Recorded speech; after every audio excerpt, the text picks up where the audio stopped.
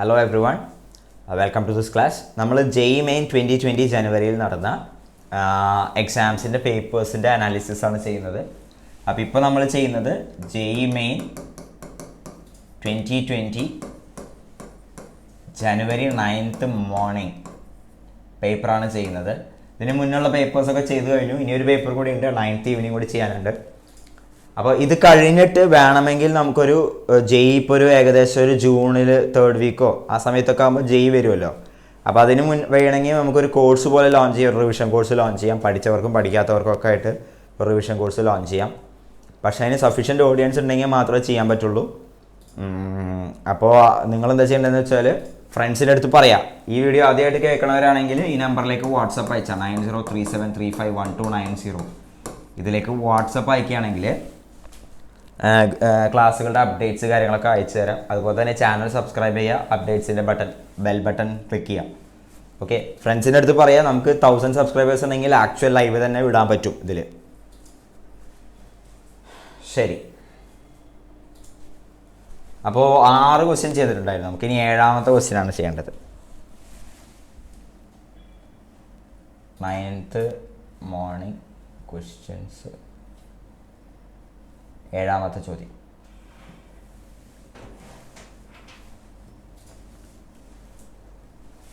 The value of integral 0 to 2 pi x sin raised to 8x by sin raised to 8x plus cos raised to 8x dx is equal to.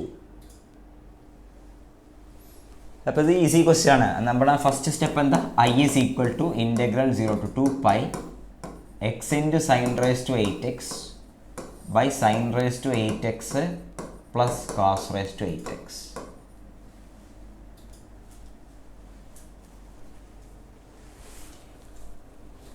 Okay. Also I is also equal to എന്താണ്? ആ property ഉപയോഗിക്കുക. Integral 0 to 2 pi എക്സിന് വരാം 2 pi minus x കൊടുക്കുക. 2 pi minus x കൊടുക്കുക. ഇവിടെ ഒന്നും സംഭവിച്ചിട്ടുണ്ടാവില്ല. ഇത് sin raised to 8x തന്നെ. ഇവിടെ എന്തായിട്ടുണ്ടാവും? sin raised to 8x തന്നെ, cos raised to 8x തന്നെ.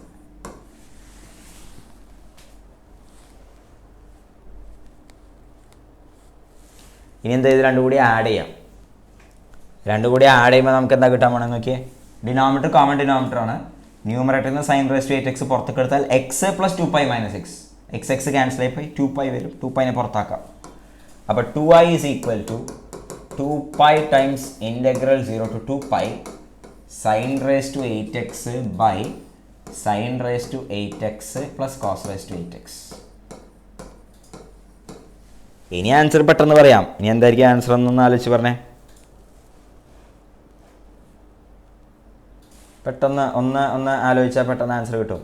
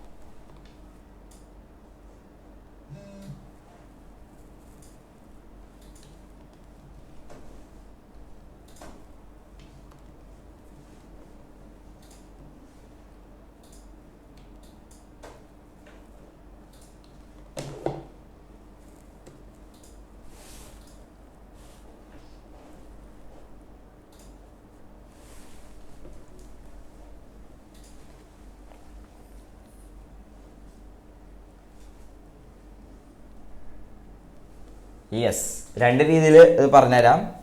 ഒന്ന് മനസ്സിലാക്കേണ്ട കാര്യം എന്ന് വെച്ചാൽ sin raised to 8x by sin raised to 8x plus cos raised to 8x ഒക്കെയാണല്ലോ കാണുന്നത്.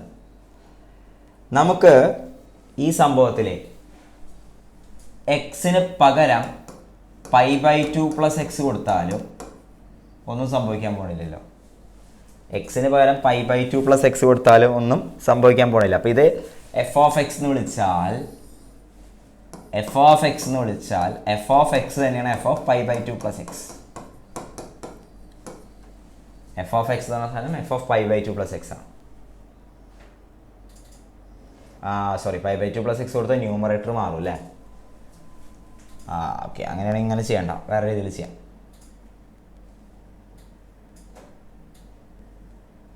അങ്ങനെ ചെയ്യണ്ട, നമുക്ക് വേറെ രീതിയിൽ ചെയ്യാം. ഇൻ്റഗ്രേഷൻ്റെ പ്രോപ്പർട്ടി ഉപയോഗിച്ചിട്ട് തന്നെ ചെയ്യാം. ഓക്കെ, ന്യൂമറേറ്റർ മാറും കേട്ടോ, π/2 + x കൊടുത്താൽ. അപ്പോൾ നമുക്ക് ചെയ്യാവുന്ന ഒരു കാര്യം എന്ന് വെച്ചാൽ, ഇവിടെ നോക്ക്, ഐ ഇങ്ങനെ ആയല്ലോ, i = π times integral 0 to 2π sin raised to 8x by sin raised to 8x plus cos raised to 8x ആണല്ലോ. ഇനി ഇൻ്റഗ്രേഷൻ്റെ ഒരു പ്രോപ്പർട്ടി ഉണ്ട്, എന്താണെന്നറിയോ? ഇൻ്റഗ്രൽ 0 to 2a fx dxനെ നമുക്ക് 2 times integral 0 to a fx dx എന്ന് എഴുതാൻ പറ്റും. എങ്ങനെയാണെന്നറിയോ? എപ്പോൾ f(2a - x) f(x) ആവുകയാണെങ്കിൽ, അത് മറക്കരുത് കേട്ടോ, അത് ഇമ്പോർട്ടൻറ്റ് പ്രോപ്പർട്ടിയാണ്. f(2a - x) f(x) ആവുകയാണെങ്കിൽ നമുക്ക് 2 ടൈംസ് 0 to a എന്ന് എഴുതാൻ പറ്റും. അപ്പോൾ ചെക്ക് ചെയ്തൊക്കെ, എക്സിന് പകരം 2π - x കൊടുത്താലും ഇത് സെയിം തന്നെയാണ്. എക്സിന് പകരം 2π - x കൊടുത്താൽ എന്താണ്? സെയിം ആണ്. അപ്പോൾ i = π × 2 ടൈംസ്, ഇപ്പം എന്തായി മാറി? 0 to 2a അല്ല, 0 to a, 2 times 0 to a. അപ്പോൾ 2 times 0 to π sin raised to 8x by sin raised to 8x plus cos raised to 8x. കുഴപ്പമില്ലല്ലോ. ഇനിയിപ്പോൾ പറഞ്ഞ പ്രോപ്പർട്ടി ഉണ്ടല്ലോ, ഇനിയിപ്പോൾ പറഞ്ഞ പ്രോപ്പർട്ടി ഒരു തവണ കൂടി ഉപയോഗിച്ചുകൂടെ? കാരണം എക്സിന് പകരം π - x കൊടുത്താൽ ഇതേ ഇൻ്റഗ്രൽ തന്നെയാണ് വരാൻ പോണേ, സോറി ഇതേ ഫംഗ്ഷൻ തന്നെ വരാൻ പോണേ. എക്സിന് പകരം π - x കൊടുത്താൽ ഇതേ ഫംഗ്ഷൻ തന്നെ വരാൻ പോണത്. അപ്പോൾ ദിസ് ഇസ് π × 2 × 2 × 0 to എന്തായി? π/2 ആയി. sin raised to 8x by sin raised to 8x plus cos raised to 8x dx. Okay, so I is equal to 4π times this quantity. ഇനി നെക്സ്റ്റ് ഐഡിയ എന്ന് പറഞ്ഞാലേ, π/2 എക്സിന് പകരം π/2 - x കൊടുക്കുമ്പോൾ ന്യൂമറേറ്റർ എന്താ വരാൻ പോണത്? cos raised to 8 ആയിട്ടുണ്ടാവും. ഡിനോമിനേറ്റർ എന്തായിട്ടുണ്ടാവും? സെയിം ആയിട്ടുണ്ടാവും. അപ്പോൾ ഇത് i ആണെങ്കിൽ i is also equal to 4π times integral 0 to π/2 എന്തായി? സൈൻ മാറി എന്തായി? cos i, cos raised to 8x dx. Same അല്ല, പക്ഷേ നമ്മൾ എന്താണ് ചെയ്യാൻ പോകുന്ന ട്രിക്ക് എന്താണ്? ഇത് രണ്ടും കൂടി ആഡ് ചെയ്യാൻ പോവാം. ഓക്കെ, ഇത് രണ്ടും കൂടി ആഡ് ചെയ്യാൻ പോവാം. ഇതിലെ ട്രിക്ക് എന്താ, ഐഡിയ എന്താണെന്ന് ഇപ്പോൾ മനസ്സിലാക്കിക്കോ. Integral 0 to π/2 sin raised to 8x by sin raised to 8x plus cos raised to 8x dx വന്നപ്പോൾ ഇത് സംസേ ഒരു i ആണെങ്കിൽ എക്സിന് വരെ π/2 - x കൊടുക്കുക, അപ്പോഴും സെയിം സാധനം തന്നെ വരുന്നുണ്ടാവും. ഇത് രണ്ടും കൂടി ആഡ് ചെയ്യുക. ആഡ് ചെയ്യുമ്പോൾ ന്യൂമറേറ്ററും ഡിനോമിനേറ്ററും കംപ്ലീറ്റ് എന്തായി പോയിട്ടുണ്ടാവും? ക്യാൻസൽ ആയി പോയിട്ടുണ്ടാവും. ഇൻഫാക്ട് ജനറലൈസ് ചെയ്ത് നോക്കിയേ, integral a to b fx by fx plus f of a plus b minus x ഫോമിലുള്ള ഒരു ഇൻ്റഗ്രൽ വന്നാൽ നോക്കിക്കൊണ്ട് ഇതൊരു ഉത്തരം b - a/2 എന്ന് പറയാം കേട്ടോ. ഓർത്ത് വയ്ക്കുക, integral a to b fx dx by fx by f of a plus b minus x എന്താന്ന് പറയാം?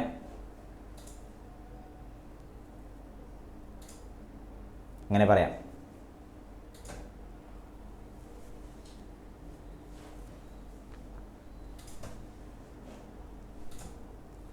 ഓക്കെ, ശരി. അപ്പോൾ ഇതിലേക്ക് തിരിച്ചു വരുമ്പോൾ എന്താ ഞാൻ പറഞ്ഞത്? ഈ ഇൻ്റഗ്രലിൻ്റെ വാല്യൂ എങ്ങനെ നമ്മൾ കാൽക്കുലേറ്റ് ചെയ്യാൻ പോണത്? ഇതിനെ ശേഷം i എന്ന് വിളിച്ചാൽ i is also equal to എന്തായിരിക്കും? ന്യൂമറേറ്ററിൽ കോസിന് വരെ സൈൻ വരുന്ന സംഭവം. അപ്പോൾ രണ്ടും കൂടി ആഡ് ചെയ്യുമ്പോൾ 0 to π/2 1 dx എന്ന് കിട്ടും. 2i ഇട്ടാ, 2 ടൈംസ് ആയത്. അപ്പോൾ എന്തായി? π/2 ആയി മാറി. അപ്പോൾ ഇതിൻ്റെ വാല്യൂ വരാൻ പോണത് π/4.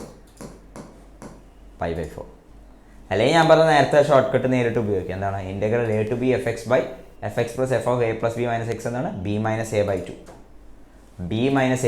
π/2 - 0/2 അഥവാ π/4. 4π × π/4 answer π². Pi square is the answer. Pi square is the answer. Pi square is the answer. Pi square is the answer. Pi square ഉണ്ടോ? ഇനി എൻ്റെ ചോദ്യം ചോദിച്ചോളെ, ഈ സൈൻ റേസ് ടു 8x വരെ സൈൻ സ്ക്വയർ എക്സ് ആയിരുന്നെങ്കിലോ? സൈൻ റേസ് ടു 8x ആണെങ്കിൽ sine square x, sine raise to 8x വരെ sine square x ആയിരുന്നെങ്കിൽ ആൻസർ എന്തായിരിക്കും? ഒന്ന് പറഞ്ഞ ടൈപ്പ് ചെയ്തേ. സൈൻ റേസ് ടു 8x പകരം അവിടെ സൈൻ സ്ക്വയർ എക്സ് ആയിരുന്നെങ്കിൽ, ഇവിടെ 2, ഇവിടെ 2, ഇവിടെ 2 ആയിരുന്നെങ്കിൽ എന്തായിരിക്കും ആൻസർ?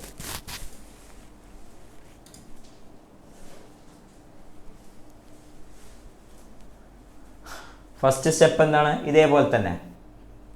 ഓക്കെ, അടുത്ത സ്റ്റെപ്പിൽ എന്തെങ്കിലും വ്യത്യാസം ഉണ്ടാവോ? ഇല്ല. 0 to π ആയി കഴിഞ്ഞാലും പിന്നെ ഇതേപോലെ തന്നെ. നെക്സ്റ്റ് സ്റ്റെപ്പിലും എന്തെങ്കിലും വ്യത്യാസം ഉണ്ടാവും? ഇല്ല. ഇവിടെ സൈൻ സ്ക്വയർ ആയിട്ടുണ്ടാവും, ഇവിടെ ഇതായിട്ടുണ്ടാവും, പക്ഷേ ലിമിറ്റ് എന്താണ്? ഇതേപോലെ തന്നെ.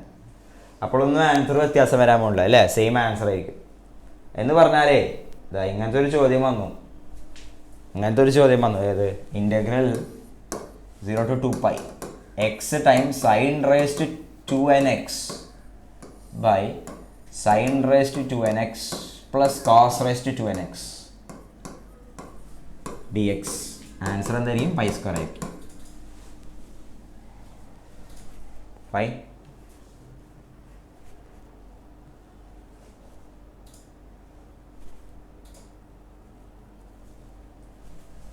Okay, next question. ഇപ്പോൾ ഏതാ കഴിഞ്ഞ് നമ്മൾ 8th ക്വസ്റ്റ്യൻ. 8th ക്വസ്റ്റ്യൻ ചെയ്യാം.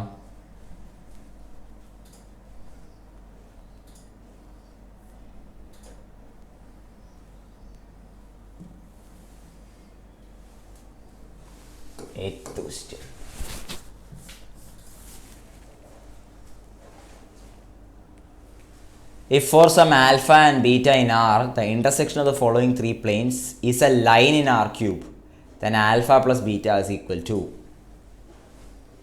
Okay. ക്വസ്റ്റ്യൻ വളരെ ക്ലിയർ ആയിട്ടാണ് പറയണത്. എന്താ? 3 പ്ലെയിനുകളാണ്, ആ 3 പ്ലെയിൻ്റെ ഇൻ്റർസെക്ഷൻ ഒരു ലൈനാണെന്നാണ് പറയണത്. എന്ന് പറഞ്ഞതിൻ്റെ അർത്ഥം എന്താ? ഈ system of linear equation, 3 variable 3 എണ്ണമുള്ള സിസ്റ്റം ഓഫ് ലീനിയർ ഇക്വേഷൻ എന്തുണ്ട്? This has infinite solutions. Infinite solutions.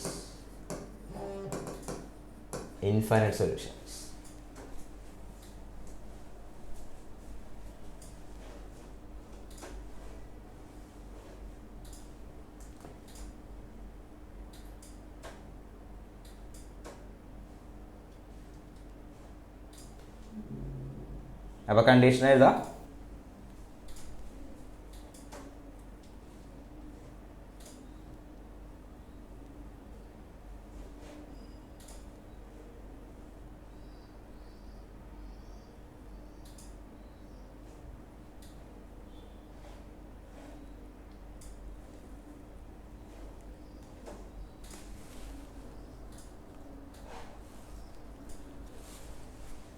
എന്താ കണ്ടീഷൻ? ഡെൽറ്റ 0 ആണ്.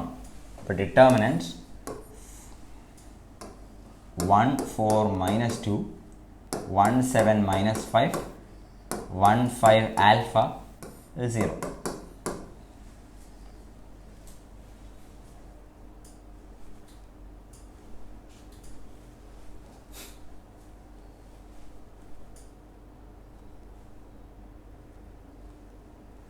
അപ്പോൾ ഇതിന് ആൽഫ കിട്ടും.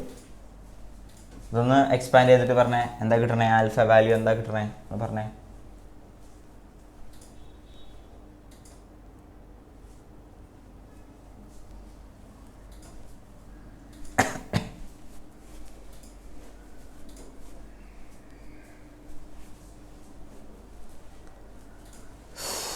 One into 7 alpha plus 25 minus 4 into alpha plus 5 minus 2 into 5 minus 7 is equal to 0. അപ്പോൾ 7 alpha plus 25 minus 4 alpha minus 20 plus 4 is equal to 0. അപ്പോൾ 3 alpha is equal to minus 9, alpha is equal to minus 3. Alpha equal to minus 3 കിട്ടിയ എല്ലാവർക്കും? Alpha is equal to minus 3.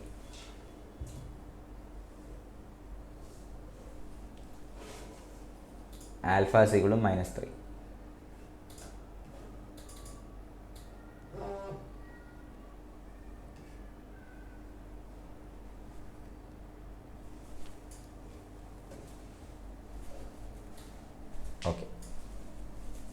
ഇനി ഇനി beta കണ്ടുപിടിക്കാൻ രണ്ട് വഴി ഞാൻ പറഞ്ഞുതരാം.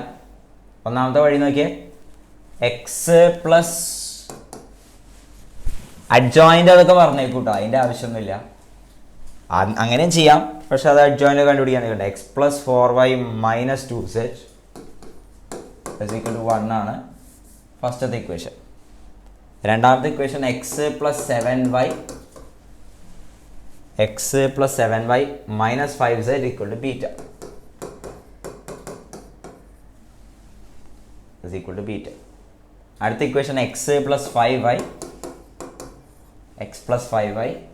Minus 3z equal to 5.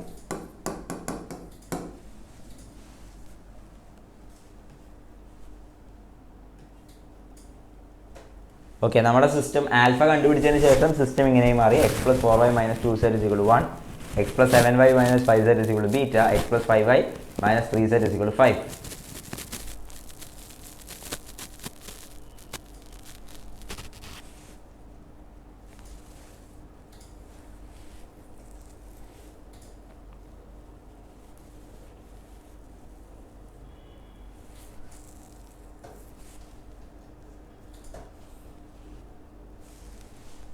Okay, ഇനി ബീറ്റ കണ്ടുപിടിക്കാനുള്ള മെത്തേഡ് പല രീതിയിൽ ഞാൻ പറഞ്ഞുതരാം. ഒന്ന് ഇത്തിരി ട്രിക്കിയാണ്, ഒന്ന് ഒബ്സർവേഷൻ കൂടിയാണ്. ഞാനിതിനെ 3 കൊണ്ട് മൾട്ടിപ്ലൈ ചെയ്യുന്നു. ഈ ഇക്വേഷനെ 3 കൊണ്ട് മൾട്ടിപ്ലൈ ചെയ്യുന്നു, ഈ ഇക്വേഷനെ 2 കൊണ്ട് മൾട്ടിപ്ലൈ ചെയ്യുന്നു, എന്നിട്ട് ഇത് രണ്ടും സബ്ട്രാക്ട് ചെയ്യുന്നു. അപ്പം എന്താ ചെയ്തതെന്ന് ശ്രദ്ധിച്ചോ. മൂന്നാമത്തെ ഇക്വേഷനെ 3 കൊണ്ടും ഒന്നാമത്തെ ഇക്വേഷനെ 2 കൊണ്ടും മൾട്ടിപ്ലൈ ചെയ്ത് സബ്ട്രാക്ട് ചെയ്യുന്നു. എന്തിനാ ചെയ്തതെന്ന് ഇപ്പം മനസ്സിലാവും നിങ്ങൾക്ക്. അങ്ങനെ സബ്ട്രാക്ട് ചെയ്യുമ്പോൾ നിങ്ങൾക്ക് കിട്ടിയത് എന്താണെന്ന് നോക്കി. 3x minus 2x X, 15 minus 8 plus 7 minus 9 minus 4 minus 5z is equal to 15 minus 2 13.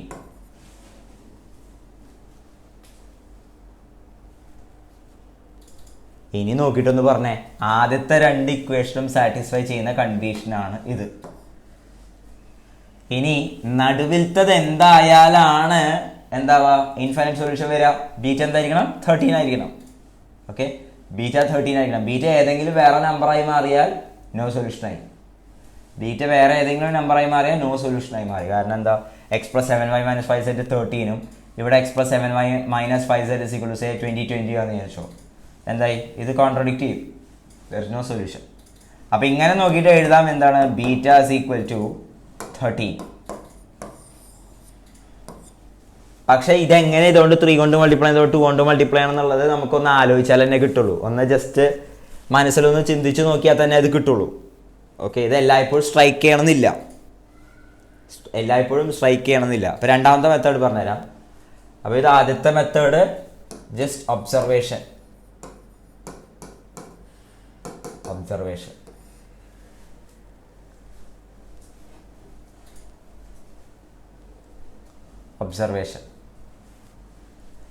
രണ്ടാമത്തെ മെത്തേഡ് ശ്രദ്ധിച്ചേ.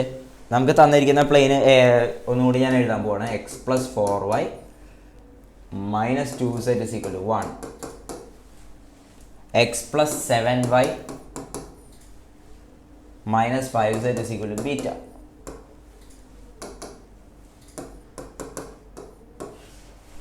അടുത്തത് x plus 5y minus 3z is equal to 5. 1 2 3. ഇവിടെ ഞാൻ ചെയ്യാൻ പോകുന്നത് ജിയോമെട്രി ഉപയോഗിച്ചിട്ടാണ് കേട്ടോ. ജിയോമെട്രിയിലെ കോൺസെപ്റ്റ് ഉപയോഗിച്ചിട്ടാണ് ചെയ്യാൻ പോകുന്നത്. ഇതിൻ്റെ ജിയോമെട്രീനെ കുറിച്ച് ചിന്തിക്കും. തന്നിരിക്കുന്നത് 3 പ്ലെയിനുകളാണ്. ഇത് ഇൻഫൈനൈറ്റ് സൊല്യൂഷൻ ഉണ്ടാവണം. അല്ലെങ്കിലും ക്വസ്റ്റ്യനിൽ ക്ലിയർ ആയിട്ട് തന്നെ പറയുന്നുണ്ട് ഇൻഫൈനൈറ്റ് സൊല്യൂഷൻ അല്ല. അവർ പറയുന്നത് എന്താണ്, the intersection of the following 3 planes is a line in R cube. Okay, അപ്പോൾ സിമ്പിളാണ് കാര്യം. എന്താണെന്നറിയോ, 2 പ്ലെയിനുകൾ ഇൻ്റർസെക്റ്റ് ചെയ്യുന്നു. ഓക്കെ, അപ്പോൾ ഒരു ലൈൻ ഓഫ് ഇൻ്റർസെക്ഷൻ. ആ ലൈൻ ഓഫ് ഇൻ്റർസെക്ഷൻ മൂന്നാമത്തെ പ്ലെയിനിലാണ് ഉണ്ടാവേണ്ടത്. അപ്പോൾ കോമൺ ഭാഗം എന്തായി മാറി, ഒരു ലൈനായി മാറി. 3ന്റെ കോമൺ എന്തായി മാറി, ഒരു ലൈനായി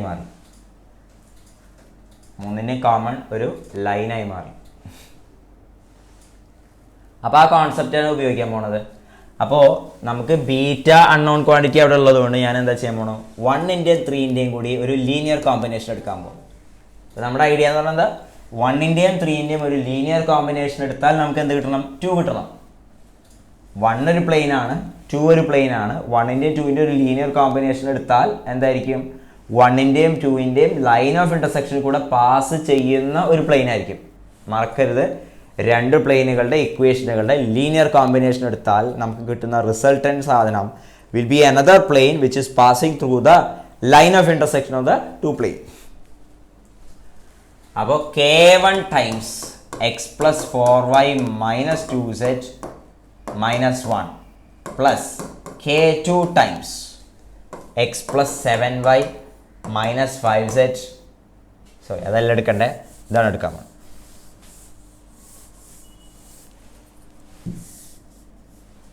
k2 times x plus 5y minus 3z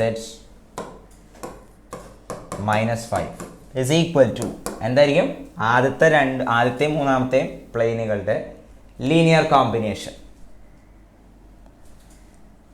രണ്ടാമത്തെ പ്ലെയിനാണ് എഴുതാൻ പോകും ഞാൻ, X plus 7y minus 5z minus beta. ഇനി എന്ത് ചെയ്യുക, എക്സ് കോഎഫിഷ്യൻറ്റ് കമ്പയർ ചെയ്യുക, y കോഎഫിഷ്യൻറ്റ് കമ്പയർ ചെയ്യുക, എക്സ് കോഎഫിഷ്യൻറ്റ് കമ്പയർ ചെയ്യുക, y കോഎഫിഷ്യൻറ്റ് കമ്പയർ ചെയ്യുക, k1 k2 എന്താണെന്ന് കിട്ടും. അപ്പോൾ z കോഎഫിഷ്യൻറ്റ് ഓട്ടോമാറ്റിക്കലി സെയിം ആയിരിക്കും. ഓക്കെ, പിന്നെ കോൺസ്റ്റൻറ്റ് കമ്പയർ ചെയ്താൽ ബീറ്റയും കിട്ടും. എന്താണ് k1 k2 എന്ന് പറഞ്ഞ വേഗം,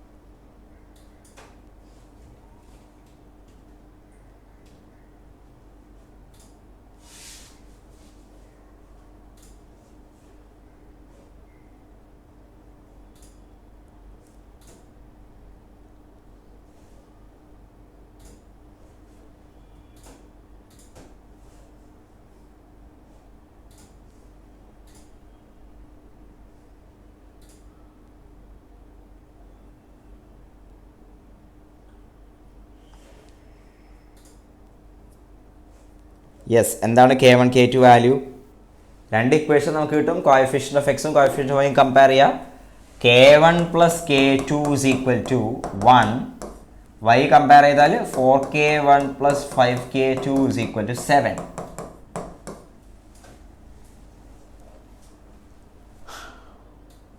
അപ്പോൾ അതിൽ നിന്ന് k2 ഈസ് ഈക്വൽ ടു 3 എന്നും k1 ഈസ് ഈക്വൽ ടു -2 എന്നും കിട്ടും. രണ്ട് സോൾവ് ചെയ്താൽ k1 is equal to -2, k2 is equal to 3 എന്ന് പെട്ടെന്ന് കിട്ടും. ഇനി z കമ്പയർ ചെയ്യണമെന്നില്ല, z കമ്പയർ ചെയ്താലും എന്തായിരിക്കും, സെയിം ആയിരിക്കും. നോക്കിയോ നിങ്ങൾ, -2k1 എന്ന് വെച്ചാൽ +4, -3k2 -9, അതായത് -5, RHS -5 ആണ്. ഇനി എന്ത് ചെയ്യുക, ബീറ്റ കിട്ടാൻ എന്ത് ചെയ്യണം, ബീറ്റ വാല്യൂ വിൽ ബി എങ്ങനെയായിരിക്കും, -k1 -5k2 ആയിരിക്കും മൈനസ് ബീറ്റ. അപ്പോൾ 15 - 2 13 ആണ് ബീറ്റയുടെ വാല്യൂ. 13 ആണ് ബീറ്റയുടെ വാല്യൂ.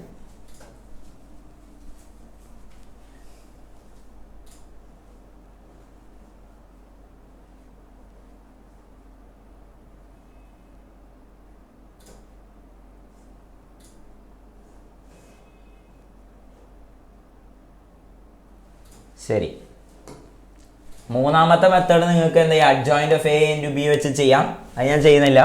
മൂന്നാമത്തെ ഞാൻ ക്രാമേഴ്സ് റൂൾ മുന്നത്തെ ക്വസ്റ്റ്യനുകൾ ഡിസ്കസ് ചെയ്തപ്പോഴൊക്കെ പറഞ്ഞിട്ടുണ്ട്. ക്രാമേഴ്സ് റൂൾ വെച്ച് എങ്ങനെ ചെയ്യാൻ നോക്കാം. അപ്പോൾ അഗെയിൻ നമുക്കറിയാം x plus 4y minus 2z is equal to 1 ആണ്. X plus 7y minus 5z is equal to beta ആണ്. X plus 5y minus 3z is equal to 5 ആണ്. നമുക്കറിയാം ആൽഫ കണ്ടുപിടിക്കാൻ നമ്മൾ ഓൾറെഡി ഡെൽറ്റ 0 കണ്ടീഷൻ ഉപയോഗിച്ചു. ഇൻഫൈനൈറ്റ് സൊല്യൂഷൻ കേസിൽ എന്തായിരിക്കും? Delta 1 0 ആയിരിക്കും, ഡെൽറ്റ 2 0 ആയിരിക്കും, ഡെൽറ്റ 3 0 ആയിരിക്കും. അപ്പോൾ ഡെൽറ്റ 1 ഈക്വൽ ടു 0 കൊടുക്കുക. ഡെൽറ്റ 1 ഇസ് ഈക്വൽ ടു 0, അല്ലെങ്കിൽ say delta 3 is equal to 0, ഏതെങ്കിലും തന്നെ 0 കൊടുക്കുക. അപ്പോൾ determinant 1 1 1 4 7 5 1 beta 5 is equal to 0.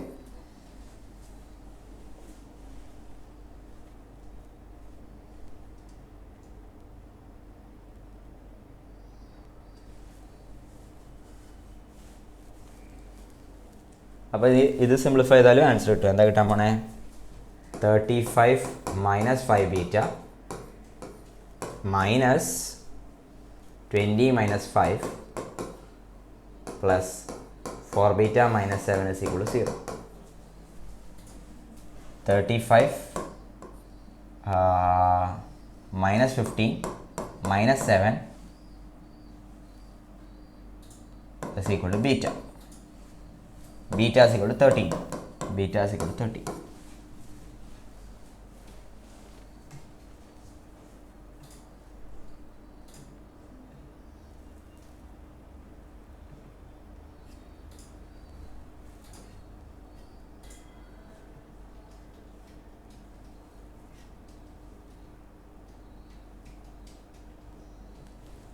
കുഴപ്പമില്ലല്ലോ. അപ്പം 3 മെത്തേഡിൽ നമ്മൾ ചെയ്തു.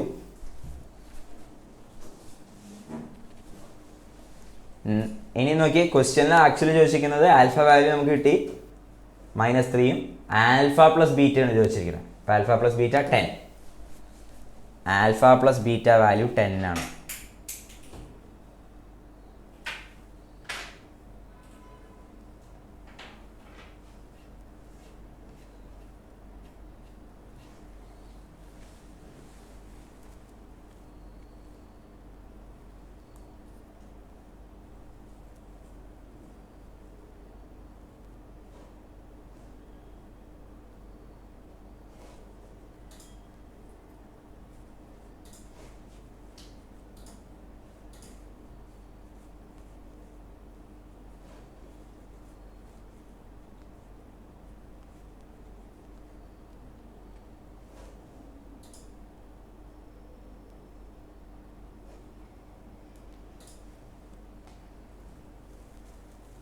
നെക്സ്റ്റ് ക്വസ്റ്റ്യൻ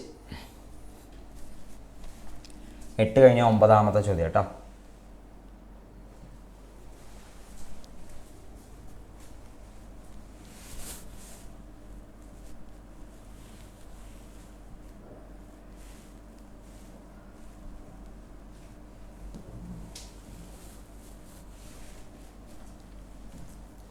ക്വസ്റ്റ്യൻ നോക്കിയാൽ E1 and E2 are the eccentricities of the ellipse x square by 18 plus y square by 4 is equal to 1 and the hyperbola x square by 9 minus y square by 4 is equal to 1 respectively, and E1 E2 is a point on the ellipse, then k is equal to.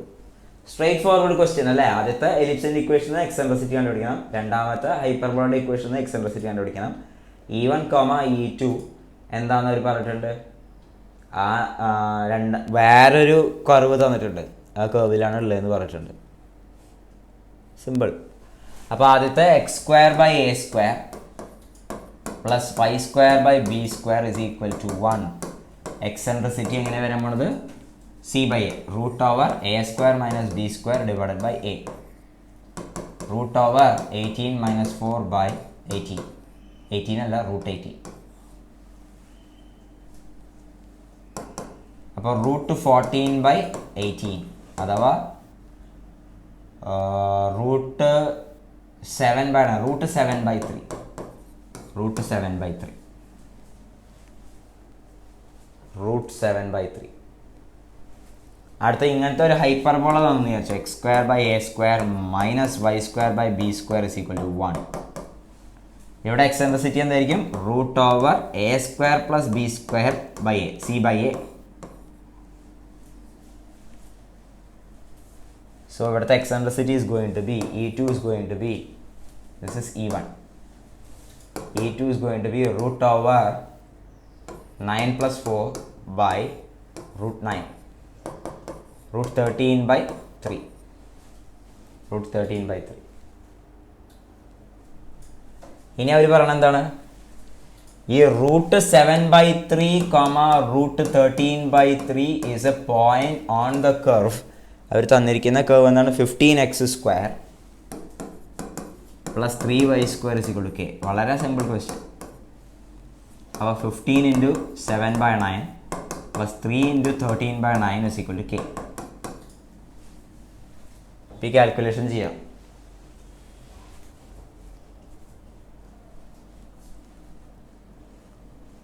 Fifteen into 7 plus 39 144/9 = 16. ആണ് നല്ല number തന്നെ കൊടുക്കുന്നുണ്ട് അവർ.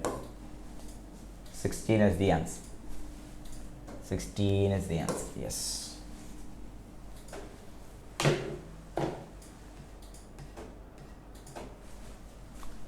Sixteen is the answer.